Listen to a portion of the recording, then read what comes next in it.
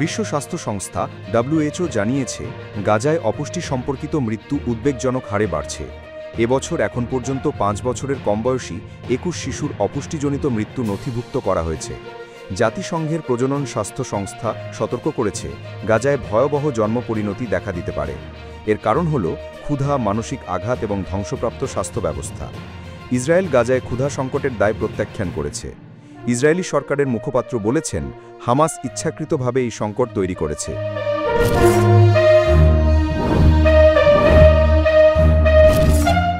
ইসরায়েলের president Isaac হার্জগও একই বক্তব্য দিয়েছেন। তিনি বলেন, আমরা আন্তর্জাতিক আইন অনুযায়ী মানবিক সহায়তা দিচ্ছি। গাজাবাসী জানিয়েছেন কিভাবে তারা দিন কাটাচ্ছেন। 100টির বেশি দাতব্য সংস্থা যৌথ বিবৃতিতে সতর্ক করেছে, গাজায় ব্যাপকভাবে ক্ষুধার্ত মানুষের সংখ্যা বাড়ছে। একজন গর্ভবতী নারী বলেছেন, আমি আশা করি আমার শিশু এই কঠিন পরিস্থিতিতে জন্ম নেবে না। 6 সন্তানের এক বাবা বলেছেন, টাকা দিয়ে এখন আর কোনো কাজ হয় না। তিনি পরিবারের জন্য খাবার জোগাড় করতে হিমশিম খাচ্ছেন।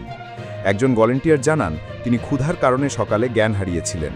আরেক প্যারামেডিক বলেছেন, হাসপাতালের কর্মীরাও নিজেদের খাবার জোগাড় করতে হিমশিম খাচ্ছেন। ইসরায়েলের প্রেসিডেন্ট আইজাক হার্জগ গাজায় সেনাদের সঙ্গে দেখা করেছেন।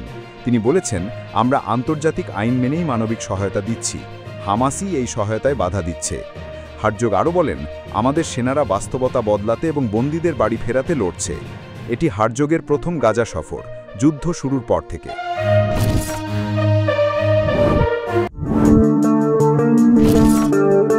যুদ্ধ, দুর্ভিক্ষ, এরকম ভয়ানক সংকটের সময় তো আমরা ভাবি জনসংখ্যা কমবেই, তাই না? মানে মৃত্যুহার বাড়ে। স্বাভাবিক লজিকা তো তাই বলে। কিন্তু সব সময় কি এমন হয়? দেখা যায় কখনো কখনো ছবিটা একদম উল্টো। ঠিক। আজকের আলোচনায় আমরা ইয়েলো বার্ড ইনফোটেইনমেন্টের একটা গবেষণা প্রতিবেদনকে ভিত্তি করে এগোচ্ছি। আমাদের লক্ষ্য হচ্ছে এই জটিল ব্যাপারটা, মানে এই জনমিতিক প্রক্রিয়াটা বোঝা। কেন এরকম চরম দুর্দশার মধ্যেও কোথাও জনসংখ্যা বাড়ে, আবার কোথাও হয়তো ভয়ানকভাবে কমে যায়। হ্যাঁ, এই বৈপরীত্যটা খুব গুরুত্বপূর্ণ। আমরা গাজা আর রোহিঙ্গা পরিস্থিতিকে দেখব, মানে কেস স্টাডি হিসাবে। আচ্ছা। আর একটা খুব অবাক করা বিষয় আছে, এই যে সংকটের পর বেবি বুম, মানে হঠাৎ জনসংখ্যা বেড়ে যাওয়া। চলুন এটা নিয়ে শুরু করি। অবশ্যই। এই বিষয়টা বুঝতে গেলে মানে জনমিতিক রূপান্তর তত্ত্ব বা ডেমোগ্রাফিক ট্রানজিশন থিওরির দিকে একটু তাকাতে হবে। দেখুন, সংকট হয়তো একটা সমাজকে ধাক্কা দিয়ে তত্ত্বের প্রথম পর্যায়ে নিয়ে যায়, যেখানে মৃত্যুহার খুব বেশি থাকে। আচ্ছা। কিন্তু যখনই পরিস্থিতি একটু স্থিতিশীল হয়, তখন অনেক সময় দেখা যায় জন্মহারটা বেড়ে যায়, আর হয়তো বাইরের সাহায্য বা অন্য কারণে মৃত্যুহারটা কমে আসে, অনেকটা দ্বিতীয় পর্যায়ের মতো। ও, তখন জনসংখ্যা খুব দ্রুত বাড়ে। একদম। এর একটা ব্যাখ্যা হতে পারে যে যুদ্ধে বা মহামারীতে যে মানুষগুলো হারিয়ে যায়, সেই ক্ষতিটা পূরণ করার একটা সামাজিক বা মনস্তাত্ত্বিক চাপ তৈরি হয়। হ্যাঁ, হারানো জনসংখ্যা পূরণের একটা তাগিদ। আচ্ছা, ম্যালথাসের তত্ত্ব তো ছিল যুদ্ধ দুর্ভিক্ষ জনসংখ্যা কমায়, যাকে উনি পজিটিভ চেক বলতেন। হ্যাঁ, বলতেন। কিন্তু যখন সেই চাপটা কমে যায় তখন কি হয়? মানুষের স্বাভাবিক প্রজনন প্রবণতা তো আবার ফিরে আসে, নাকি অন্য কিছু? ঠিক। বিষয়টা আসলেই জটিল। ইতিহাসে কিন্তু এমন বেবি বুমের উদাহরণ আছে। ধরুন, দ্বিতীয় বিশ্বযুদ্ধের পর আমেরিকায়। হ্যাঁ, সেটা তো খুব পরিচিত উদাহরণ। ঠিক। সেখানে শুধু যে অর্থনৈতিক অবস্থা ভালো হচ্ছিল তাই নয়, সরকারের কিছু নীতি, যেমন জিআই বিল, এগুলো কিন্তু পরিবার গঠনে উৎসাহ জুগিয়েছিল। আবার অন্যদিকে দেখুন, কম্বোডিয়ায় খেমার রুজ শাসনের সেই ভয়াবহতার পর যখন শাসনটার পতন হলো, তখন সেখানেও জন্মহার নাটকীয়ভাবে বেড়েছিল। এটা ছিল ওই ব্যাপক প্রাণহানির একটা ক্ষতিপূরণের আকাঙ্ক্ষা। এটা শুধু সংখ্যা পূরণ নয়, এর পেছনে গভীর সামাজিক, অর্থনৈতিক, এমনকি মনস্তাত্ত্বিক ব্যাপারও কাজ করে। বোঝা যাচ্ছে। আচ্ছা, এবার তাহলে নির্দিষ্ট কেস স্টাডিগুলোতে যাই। প্রথমে গাজা। যুদ্ধের আগে ওখানকার অবস্থাটা কেমন ছিল? গাজার পরিস্থিতিটা দেখুন। যুদ্ধের আগে সেখানে কিন্তু জন্মহার বেশ উঁচু ছিল। তাই? কত?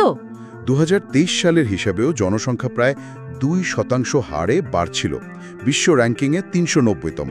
আর জনসংখ্যার একটা বিরাট অংশ তরুণ, প্রায় 40% বয়স 14 বছরের নিচে। তার মানে জনসংখ্যা বৃদ্ধির জন্য ক্ষেত্রটা যাকে বলে উর্বরই ছিল। একদম।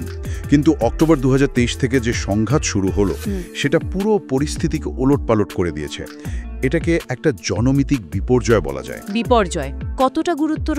প্রাথমিক কিছু রিপোর্ট যা বলছে তাতে 2025 সালের প্রথম অর্ধে জন্মহার আগের তুলনায় প্রায় 41% কমে যেতে পারে। 41%?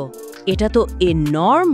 হ্যাঁ, শুধু তাই নয়, মাতৃমৃত্যু, নবজাতকের মৃত্যু এগুলো বহুগুণ বেড়েছে।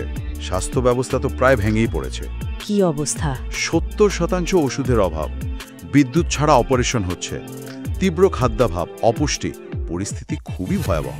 আর এর মধ্যেই তো সেই ভয়ঙ্কর অভিযোগটা আসছে, রিপ্রোসাইড, মানে পরিকল্পিতভাবে প্রজনন ক্ষমতা ধ্বংস করে দেওয়া। হ্যাঁ, অভিযোগটা এমনই এবং খুবই গুরুত্বপূর্ণ। ইসরায়েলি হামলার ক্ষেত্রে এই অভিযোগ উঠেছে। যেমন ধরুন, গাজার প্রধান ফার্টিলিটি ক্লিনিক আল বাসমা IVF সেন্টার, সেটা ক্ষেপণাস্ত্র হামলায় পুরোপুরি ধ্বংস হয়ে গেছে। ওহ! বলা হচ্ছে সেখানে প্রায় 5000 সম্ভাব্য ভ্রূণ বা জীবন মানে এক মুহূর্তে নষ্ট হয়ে গেছে। হাসপাতাল, প্রসূতি ওয়ার্ড, সেগুলো হামলার লক্ষ্যবস্তু হয়েছে বলে অভিযোগ। শুধু হামলা নয়, পরিবেশগত দূষণও একটা বড় সমস্যা। যুদ্ধের কারণে যে দূষণ হচ্ছে তাতে ভ্রূণের অস্বাভাবিকতা বাড়ছে। একটা রিপোর্টে দেখছিলাম প্রতি 4 জনে একজন শিশু নাকি ক্ষতিগ্রস্ত হচ্ছে। তার মানে বিষয়টা শুধু যুদ্ধের পার্শ্ব প্রতিক্রিয়া নয়। অভিযোগটা হলো এটা তার চেয়েও বেশি। এটা একটা জনগোষ্ঠীর ভবিষ্যৎ প্রজন্ম তৈরির ক্ষমতাকেই পদ্ধতিগতভাবে নির্মূল করার একটা কৌশল হতে পারে। এই ক্ষতিপূরণ করা মানে প্রায় অসম্ভব মনে হয়। খুবই মর্মান্তিক। আচ্ছা, এবার রোহিঙ্গা পরিস্থিতিটা দেখি। এখানে তো ছবিটা আবার বেশ আলাদা, তাই না? হ্যাঁ, একদমই ভিন্ন চিত্র। মিয়ানমারের সহিংসতা থেকে পালিয়ে প্রায় 10 লক্ষ রোহিঙ্গা বাংলাদেশে আশ্রয় নিয়েছে। বিশ্বের অন্যতম বড় শরণার্থী শিবির কুতুপালংয়ে তারা থাকছেন, রাষ্ট্রহীন, অধিকারহীন।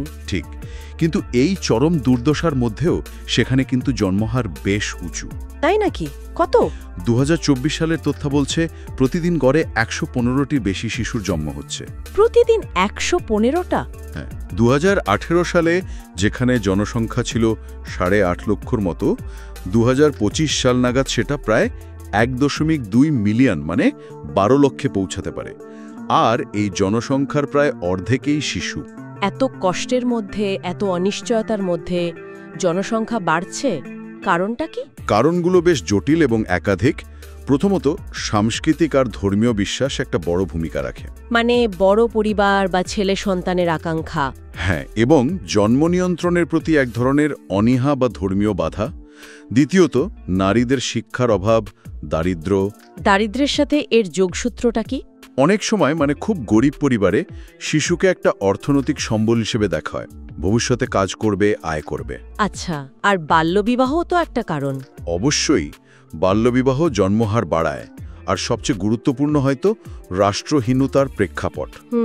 সেখানে অনেকে মনে করেন নিজেদের অস্তিত্ব টিকিয়ে রাখার জন্য নিজেদের সংখ্যা বাড়ানোটা একটা কৌশল, টিকে থাকার প্রতীক।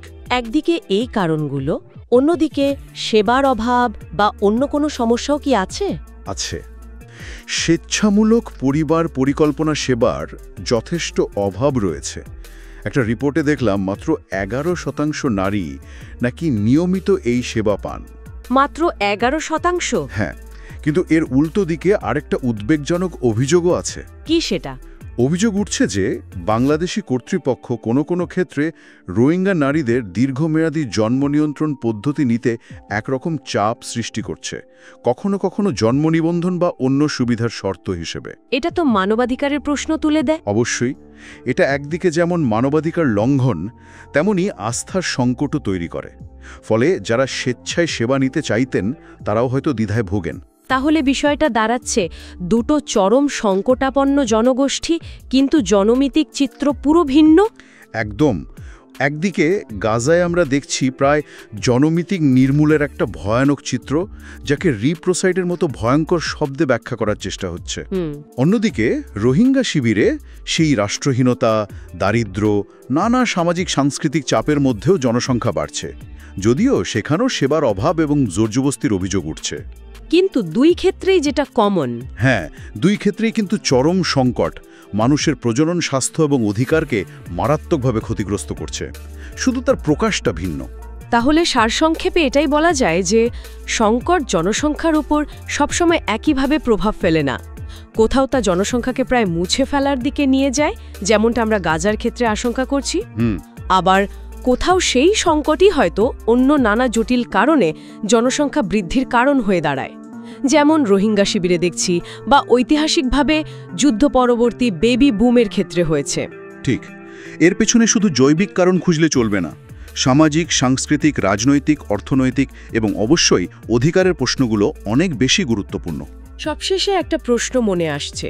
উৎসগুলো বারবার বলছে মানবিক সহায়তা দরকার, প্রজনন অধিকার রক্ষা করতে হবে, শিক্ষা দরকার, দীর্ঘমেয়াদী স্থিতিশীলতা দরকার। সবই ঠিক আছে। হ্যাঁ, এগুলো তো অপরিহার্য। কিন্তু যখন গাজার মতো জায়গায় রিপ্রোসাইডের অভিযোগ ওঠে, অথবা রোহিঙ্গা শিবিরে জোর করে জন্ম নিয়ন্ত্রণ চাপিয়ে দেওয়ার কথা শোনা যায়, তখন এই যে একটা জনগোষ্ঠীর ভবিষ্যৎ প্রজন্ম রক্ষার কথা আমরা বলছি, সেটার আসল অর্থটা কি দাঁড়ায়? যখন তাদের জন্ম দেওয়ার বা না দেওয়ার সেই মৌলিক ক্ষমতা বা অধিকারটাই আক্রমণের শিকার হয় বা নিয়ন্ত্রণের চেষ্টা করা হয়। এটা একটা খুবই মৌলিক এবং গভীর প্রশ্ন।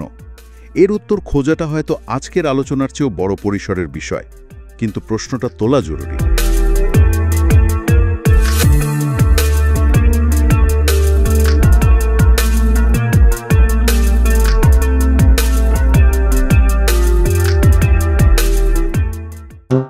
আপনারা দেখছেন ইয়েলো রিফ্লেকশন পডকাস্ট।